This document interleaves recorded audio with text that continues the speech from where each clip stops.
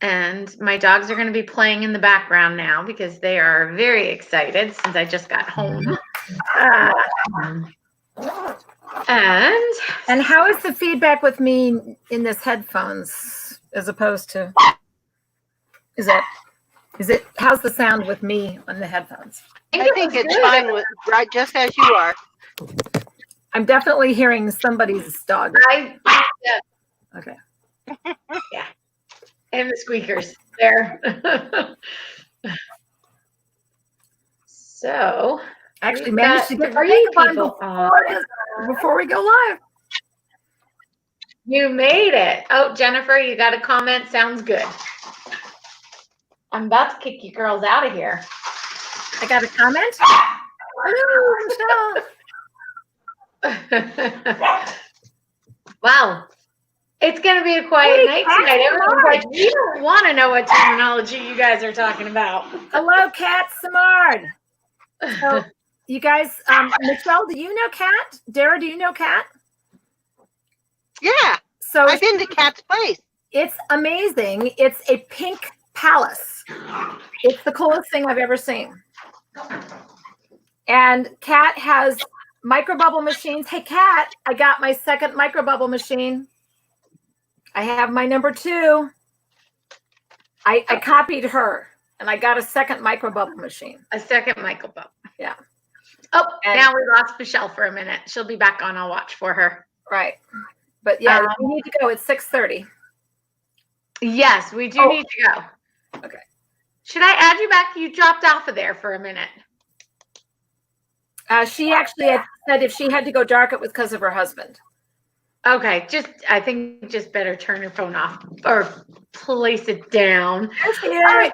So, cool. Now I can't hear you. Now you can't hear me? Us? Well, we need to start broadcasting because it's 6:31. We're a minute behind. Okay, welcome to the Groomers Cut. I'm Dara Forleo, Jennifer Bishop. I'm going to say that right one of these days. Jennifer Bishop Jenkins and Michelle Knowles. We are following up, continuing down our path of discussions with this whole terminology. So I think this terminology broadcast is really going to start us along the path of standardized terminology throughout the industry. So this is kind of a great foundation for that. We also asked if there was people. I posted a survey last week and it was generalized. I was interested in feedback as a school owner and what would be most beneficial. What can I do for you, for students coming out of school? How do I make them better? What is the standard? What do I need to produce for you? So that helped me. It also helped us, I think, as we go through this a little bit. Oh, I lost it here. I was very interested in the second response in that second question. Check off all the knowledge that new stylists should be taught. And it's the number one was pet behavior. That is the number one that I got. 26 people of 26 who took the survey, they said that, and sanitation processes. Those were the 2 tops. So not what I was actually expecting. So that just really makes me feel strongly about really saying, okay, I need to develop a better pet behavior course into our curriculum. We have a small one, but I don't think it's long enough to actually the canine science course that I'm putting together that's on the human dog coevolution gets into all the science about why the behaviors happen the way that they do. Like, why do they read our faces the way that they do? Why do they how do they listen to us? How do we communicate? So there's actually some really good science you're going to get with that. That's going to be good. Oh, that's good.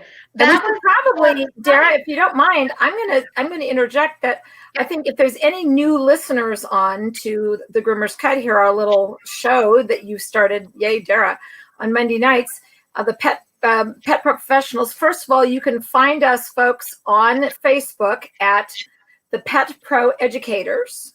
We have a little group there, and we also have been working on, for previous broadcasts, this whole concept of, in the industry, there's licensing bills that have been proposed. There's questions of how do we standardize and elevate our industry, and so previous discussions have been around what is more academic training, more vocational training.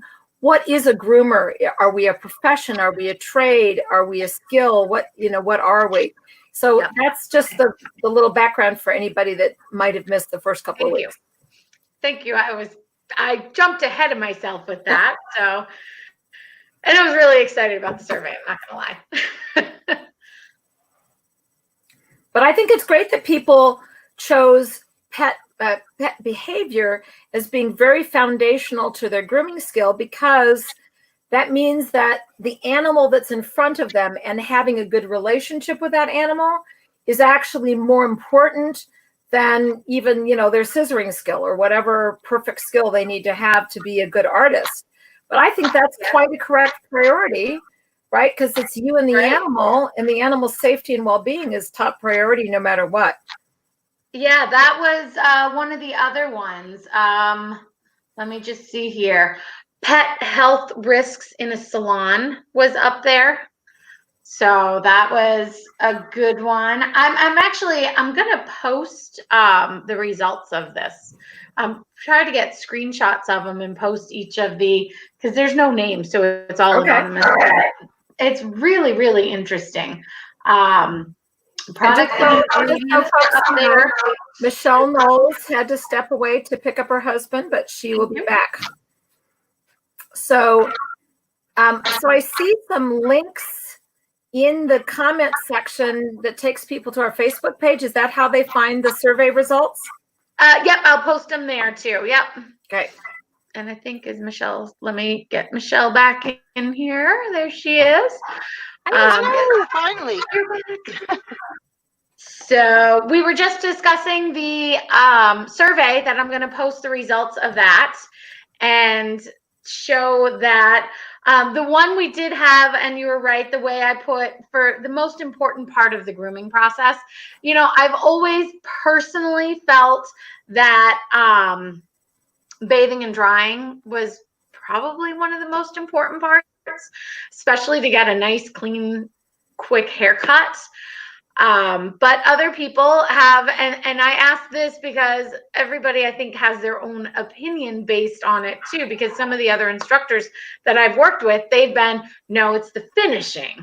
Others have been, nope, it's the prep work. It's all in depending on you and who you are, and that each little detail of the process is which one is more important over the other one. So maybe I'm completely off my rocker with that, but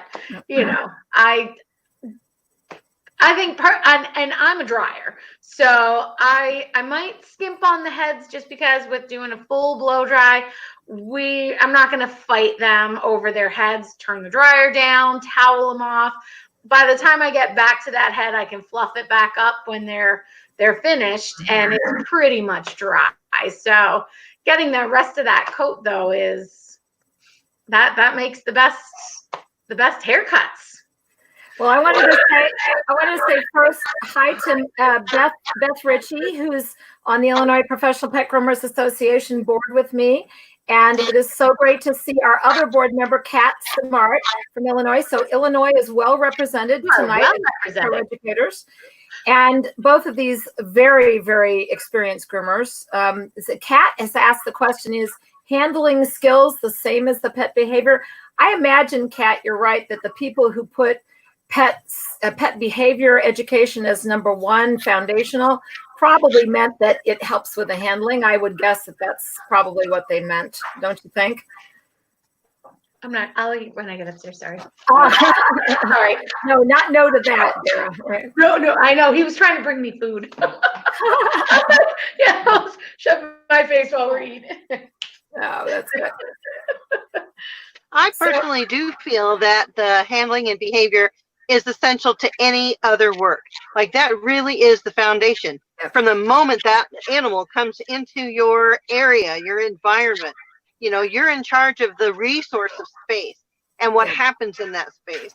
And unless you establish that you can be trusted, that it's a safe space, that things are going to happen, but we're going to move through it quietly and calmly, nothing really happens after that. So, I mean, the cut can be brilliant, but just like in the recent Facebook video that I think people saw, the guy getting attacked by his own agility dog in the agility ring, if you realize that, that makes me think that perhaps that dog was coerced into doing practice on agility. It wasn't as much fun as it should have been, and the dog was overwhelmed and bit. Yeah. So if you think about it, everything that you do as soon as the pet walks in your establishment, that sets the tone for the entire groom. So yeah, you might like finishing the very best. You might like drawing the very best. You might think what you like to do is the most important thing. But if you're taking things in a routine, step at a time, this is what comes first. Handling that animal is the foundation of what we do. It's so true. I actually have, clients who come in, I know I'm a good scissor. I know our dogs are fluffy and breed standard perfect. I know I'm according to the Tribune, the best groomer in Chicagoland. I know all that stuff. But you know what? The only thing that my clients always say to me, they don't say, "Oh, your scissoring is so beautiful." They say, "My dog loves coming in there. My dog is not afraid to go into your shop. Isn't this great how Fifi just runs in with her tail wagging? It just makes me feel so good." And that they come out happy and they go in happy. I get more comments on that from my clients than anything to do with the dog's appearance. Mm-hmm. That's good. All right. So we have answered her question. Yes. Michelle, did the paper I sent you help? Yes, it did. And I just skimmed it, but I'm going to read through it. I have until the end of this month to utilize the information. So I still have some leeway. I'm going to get this next seminar under my belt and behind me for tomorrow. So we'll see what happens. All right. Oh, and Kat is telling us that somebody in the background has a bad echo in terms of sound. So it can't be you. I can hear it in my headphones. I can hear the echo too. Probably me. Maybe it's outside the car. Do you have a window down? No. Oh, okay. I don't hear it on my end. It sounds better right now. So so the most interesting what we've been talking about certification, credentials, diplomas, and so on. I actually found a website that there is an international commission that has defined all of the trade, skill, profession, like it defines all of those things. I was pretty impressed. I actually found a website. It's an international organization that has created a myriad of all of the categories of work and defines terms like what's a technical job, what's a service profession, what's a profession versus a trade. All of that is in there. It was pretty impressive. Did is grooming in there? There is veterinary and pet care. There is the beauty field, but no, pet grooming is not. And I kind of wondered, are we supposed to be up there with the beautician people as a skilled trade, or are we supposed to be in there as a professional support like the vet techs are to the vets? It was not really clear. Mm-hmm. Interesting. It'd be interesting to reach out to them and see if they've looked into it. What is that? You have the website? I'll get it. Okay. let me see if I can find it. But the main thing is that I think we come in as a skilled trade, because one of the criteria for a profession was at least a bachelor's degree in college. That you had to have at least a bachelor's degree or a graduate degree to be required to be called a profession. So professions would be lawyers, doctors, accountants, people that have, they have to have a college requirement whereas a skilled trade is where you actually have, you have to have training, you have to have expertise. It's mostly a manual skill, something that you do with your hands, and it requires an expertise, and it requires an in-field credential of some sort, which our industry doesn't necessarily really have yet. Yeah. So because when I'm doing one of my seminars, I use the definition for professional, and basically a professional is it's engaging in a specified activity as one's main paid occupation rather than a pastime. And the one part of this that it says is it is usually referring to the white collar workforce. So that makes sense that they would put that in there, because that would be a white collar environment where we wouldn't be in that category. So calling ourselves professional is not. Well, professional means you simply, if you can say I'm a professional pet groomer, means I charge money to do it.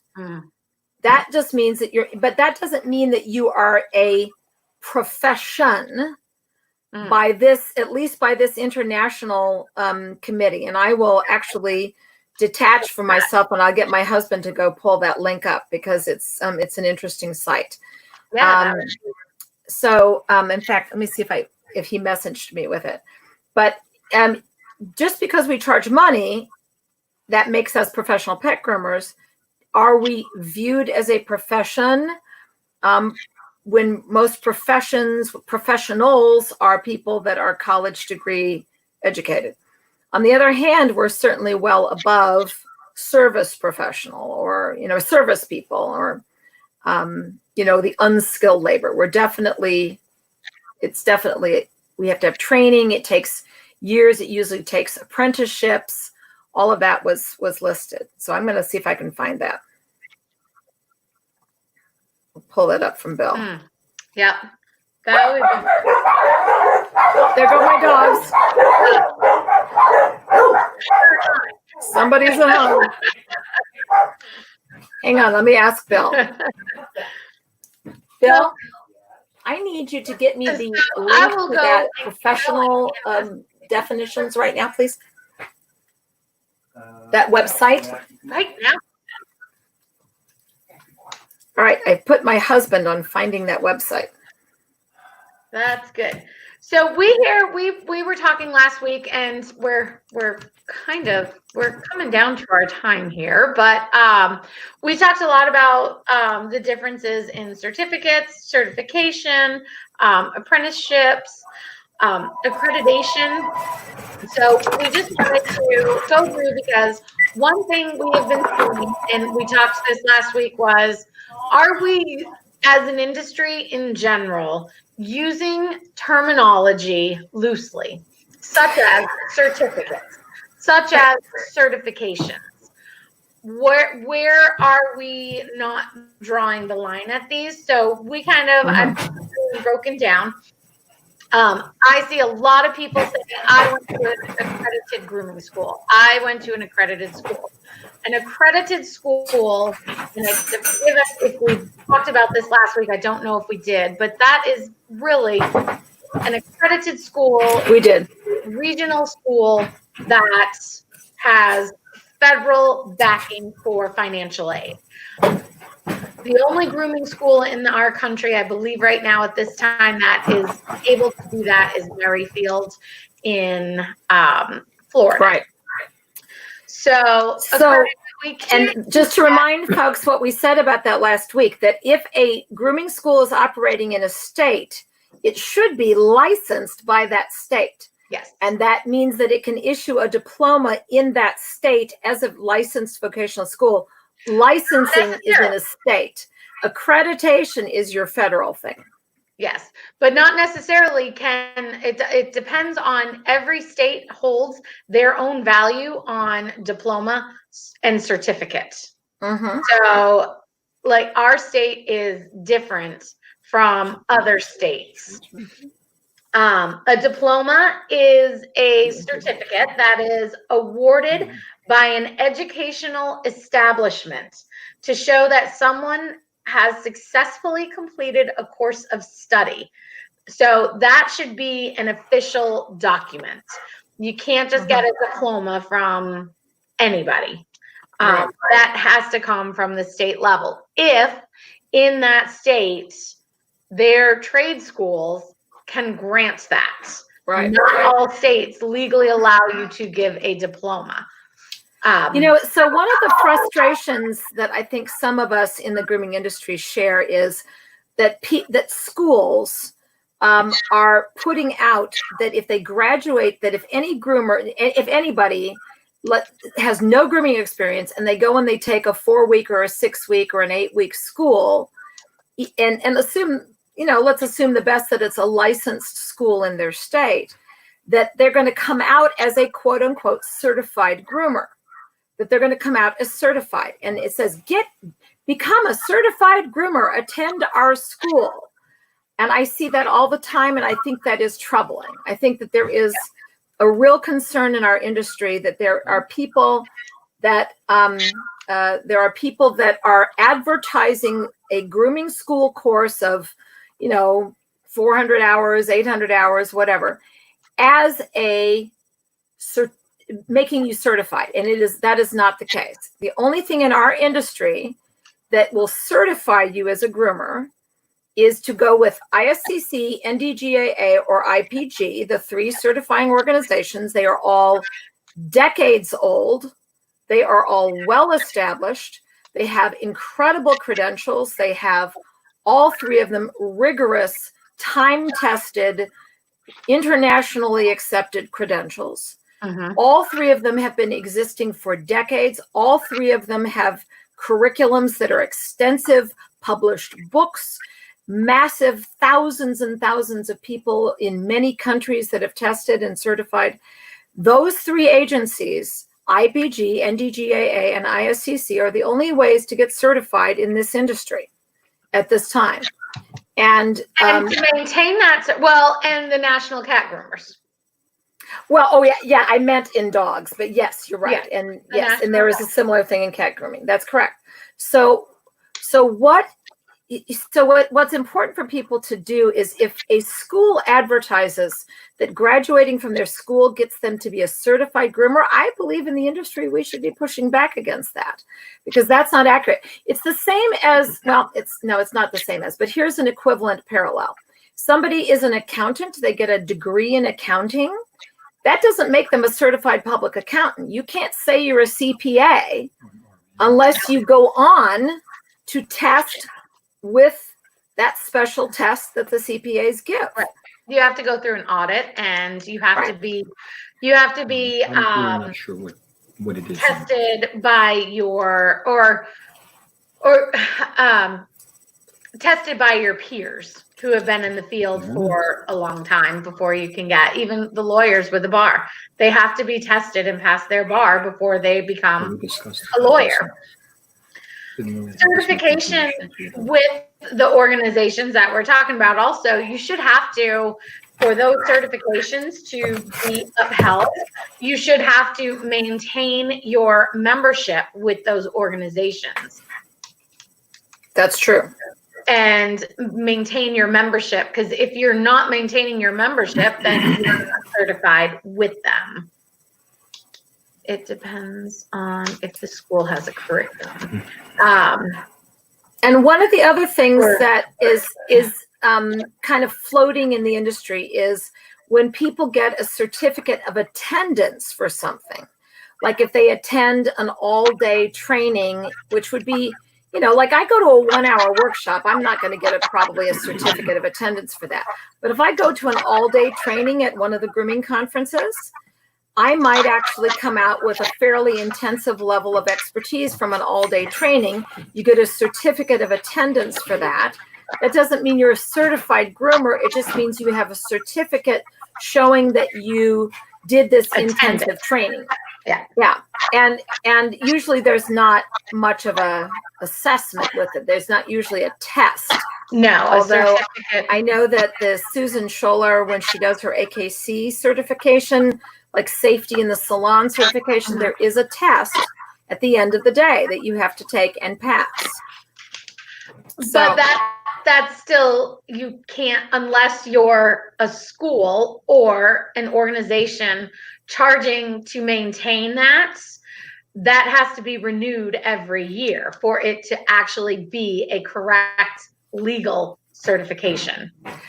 We have a couple of comments. I wanted to point out a couple of comments. One of our attendees, and I can't see names, it says Intellectual Groomers Association also offers national certification.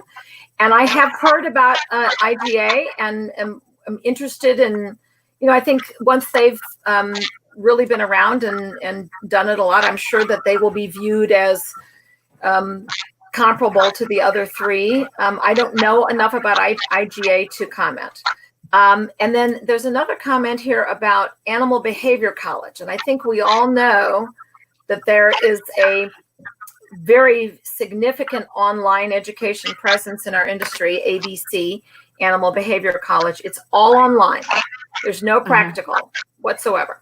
You are then required to go and find some local groomer to actually teach you the grooming, which many of us find ironic. You're paying thousands of dollars for just video learning. And I think there's a lot of good, anatomy, safety, sanitation, maybe. I don't know what all they teach, but I'm sure that it's good knowledge, but it's not the actual mechanics of grooming with your own hands on a dog. So I think that there's a question about whether or not them, and this, our attendee here says that they claim you'll be certified when you're done with your online studies. So that, yeah, you're right. That's a problem. What should we be doing about this as an industry?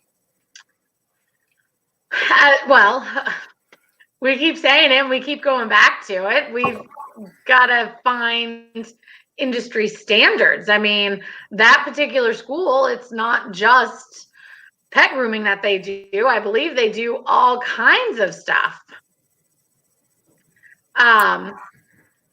Right. So San Diego, I know we're missing a lot of comments in here. I wanted to go back up to one that said the schools disagree. It depends on if the school has a curriculum. Well, that's not actually accurate. All schools have curriculums. They have to have a curriculum to get licensed by the state, and that curriculum needs to be approved. Now, when you do go to have your curriculum approved by the state, there's not groomers there doing that, but they're going to look at it and go, and compare it possibly against other schools. And that's what happened here. Was when I opened my school, there's 2 other schools in our state, and they said, oh my gosh, this is amazing. I can't believe you teach this. And we've had these other schools that have been licensed for decades, and none of this is in their curriculum. So that raises the bar. Every time somebody raises the bar, that's when it starts getting noticed. Curriculum is all in what you make it, and it's so open-ended. I think I kind of talked to somebody about this today. Our industry is black and white. There's a whole bunch of gray in the middle that everybody else takes into consideration. I've got a master's degree in curriculum and education, and I can tell you curriculum just means it's what you're teaching. That's all it is. It's just the content of what you're teaching.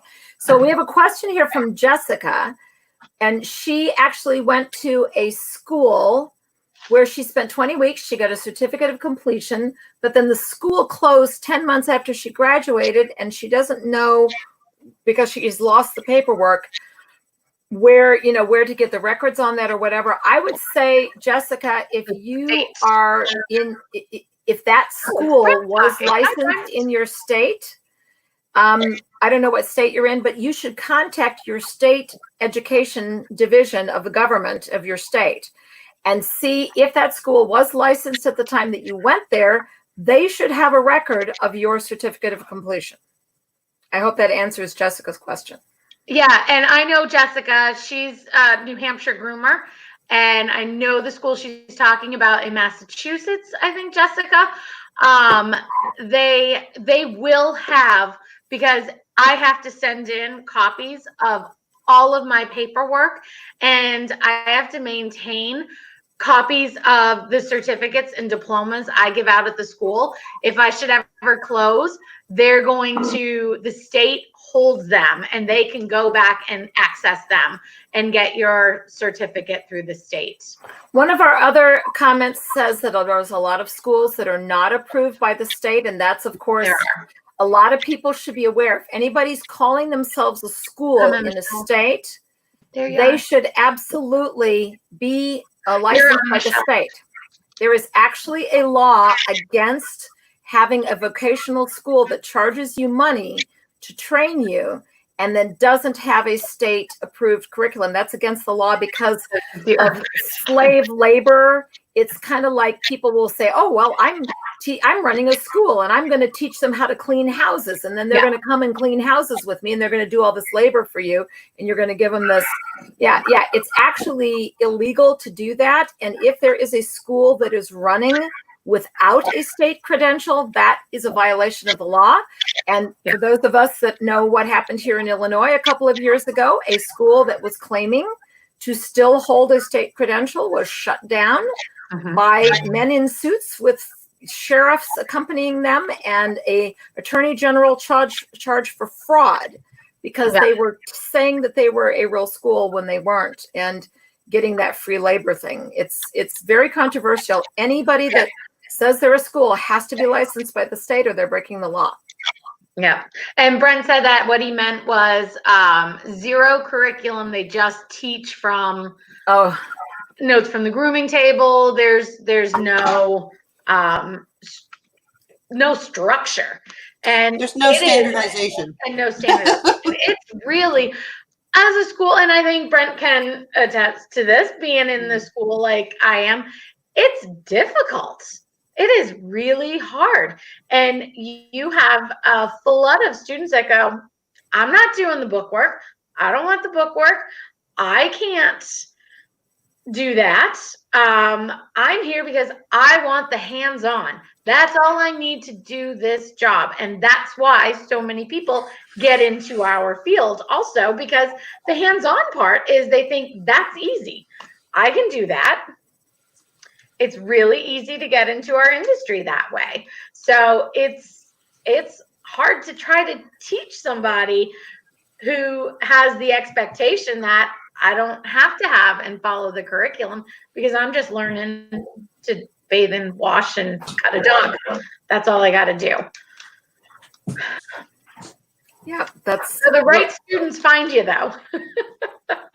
The right students find you. Well, I think the best schools, that wants to teach. Dara, present company included, the best schools have both a theory component, an academic component, and the hands-on practical. Yeah. And that's why I think ABC probably can't compete just being only video learning if they're then making you, they don't even provide you with a place where you can go and get a local hands-on. You have to track it down yourself. Yeah.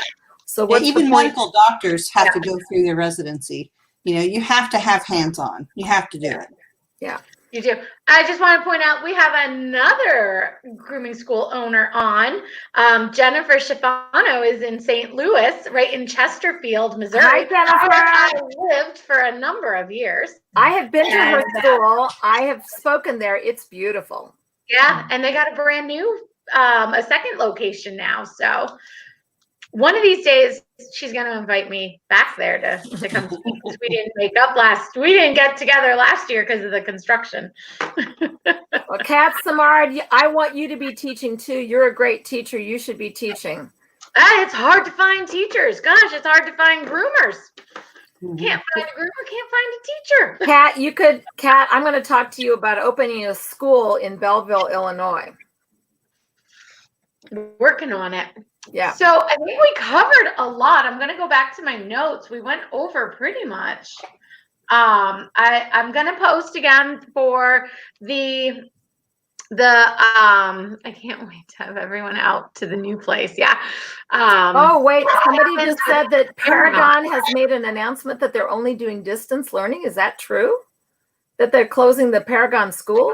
Is that what one of our commenters said that Paragon is going to close their hands-on school? Is that right? I don't want to say anything that's not accurate. I haven't in the comment section heard that, but okay, unsubstantiated. That would be a big loss.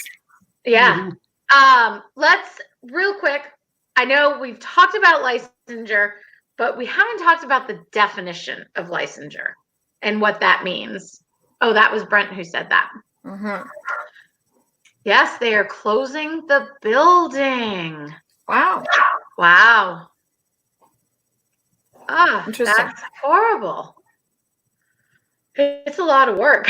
Yeah. It's a lot of work. We throw again these terms out there. Licensure. We use certificates and certification. What else? We're seeing it. I mean, it happens at the expos and at some of the other shows, and Michelle, we're trying to harness this in and get this all contained. Oh, this whole thing about Paragon closing is only temporarily because of the virus. That's all. It's temporary. Yeah. Oh. And then it does say we have made a difficult decision to permanently close Paragon's hands-on training division. Well, okay.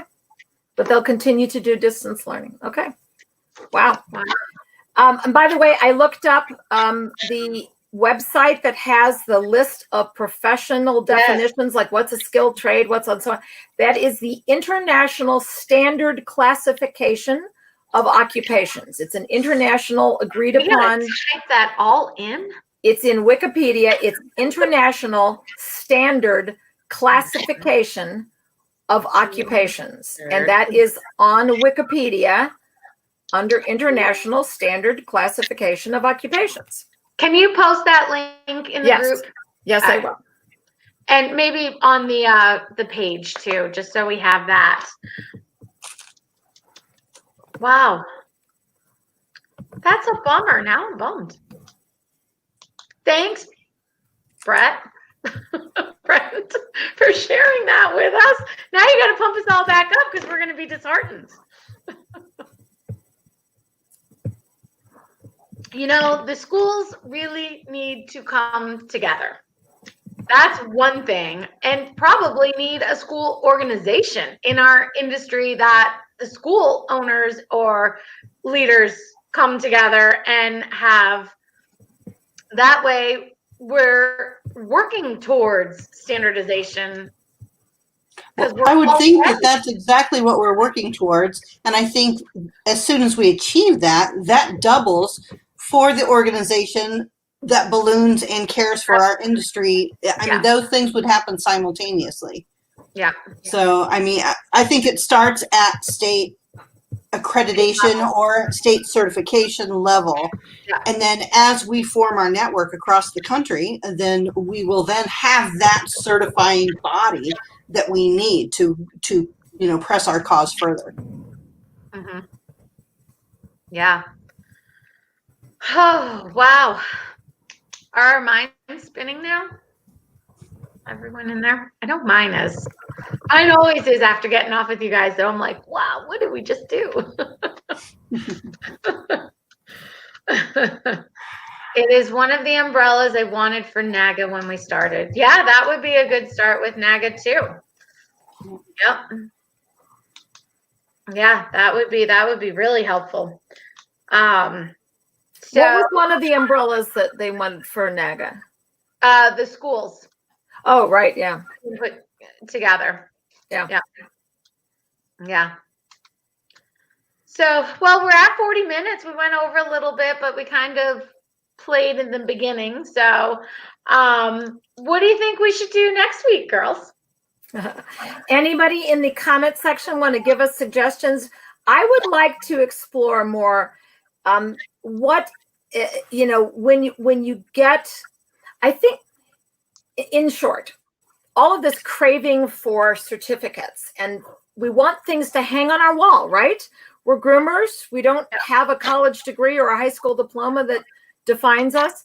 We want certificates for our wall that say to our clients, I've had this training, I've got this education. But I think that making those certificates meaningful can get out of hand. And maybe I'd like to talk more about maybe what we should be doing as an industry to make sure that everybody is not abusing, giving out certificates for things that are not really substantive. Yeah. And we can talk about what those certifications mean. Where do they come from? How are they formed? Where are the sciences that formed that opinion of that particular seminar? We can pick those apart and kind of, teach and discuss how to pick your seminars. How to know if the seminar that you're going to is worth even getting the piece of paper to hang on your wall. What is the point of getting that information? Jennifer Schifano just made a great point that CEUs, continuing education units, they already exist in other industries for teachers, for lawyers, for doctors. There are standards already in place, and those would be good for us to adopt. I agree with you, Jennifer. And I know, Cat Smart, I know your wall is already full of certificates. And what in Nevada they pay $200 a year for a state license. Check nothing at all, but I'm licensed anywhere in Nevada. I didn't realize that groomers were licensed in Nevada. I did not know that. Is that a groomer license or is that a business license for grooming? Business. Or is it a kennel license because you're a pet service? Right. What is the $200? What is the license for? Does it license you as a kennel? Oh, well, we'll ask that person who posted about Nevada to say what the license is for. That's interesting. Yeah, I don't know yet. She hasn't responded yet. What they mean. Okay, so we want to go on with certifications and what they mean next week. It'd be nice, you guys, if as you're watching this, throwing this out, tell us about the certifications that you have. That way we can look into them if there's something beyond the scope of what we know already, and what you think of those. I know is it the MOGO COVID-19 state certificate? That one's been going around. Take this 10 minutes. Take this 10-minute thing on your phone. I took it and I saw the information that was being put out there, and it is a standard little quiz and informational packet that you would put in a pamphlet that is what is known about COVID-19 and safety in your groom shop. I thought it was cute. I thought it was appropriate. Everything in there is correct. And I found nothing wrong with that cute little certificate to show your clients that at least you read something to say, okay, I'm trying to be safe for you. So, I mean, I get it, but that's something that we can get into next time. It makes your customers feel better. It makes your customers feel better. Right. I think it does diminish the incredible amount of work that it takes to become a certified master groomer, which I am. Michelle, I know you are. It is a very, very significant, it's years of work to become a certified master groomer, and in rigorous and extensive multiple testing, both written and practical, multiple aspects of it. So to say that somebody's a certified groomer when they haven't gone through that level of rigor is that's what kind of, I think, becomes troubling to people. And a bonus for all of you actually here listening to us, when Jennifer says rigorous and rigor, that is an actual term in research. It means something. When you test something rigorously or you study something rigorously, there's an actual step-by-step process that happens when it's rigorous. So when something is done with rigor, it does mean something. means it's really hard. And if it's really hard, that means it's good. Yeah, worth doing. Yeah, it's worth doing. Worth doing. Which is why I have you two with me. Because I hope your classes are rigorous. Oh, yeah. Oh gosh. Yeah, definitely. Yeah, and I'm being inundated with all of these online classes that I have in turn been taking as well as giving, and it's just I every time I think that we're beating around the bush, we're talking about stuff that we've rehashed and rehashed. It always amazes me. I fall in love with grooming all over again when I'm allowed to take classes. I just love these people who are so interested in what we do that they give of their time and their experience and their knowledge to tell me, and I get one pearl out of, something that I didn't know before, or a technique to try that I've never tried before. Well, speaking of that, can I close with a plug that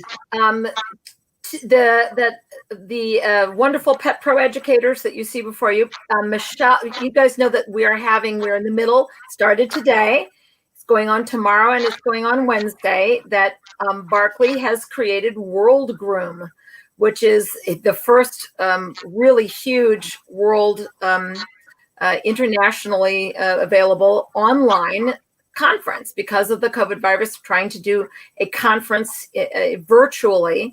And it's 3 days long, and it's very, very big, and it's got vendors and everything. But it's featuring tomorrow Michelle Knowles, right? Tomorrow?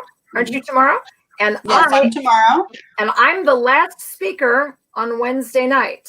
Mm-hmm. The last. Does that mean best for last? I don't know.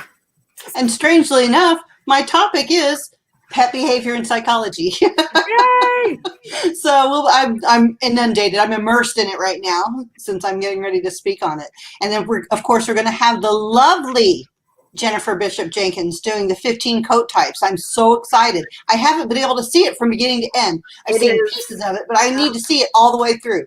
This is, if I can just say, it's really having the desired effect, and it's in honor, Dara, of your, you two came to me and said, we want to standardize and upgrade and professionalize the industry.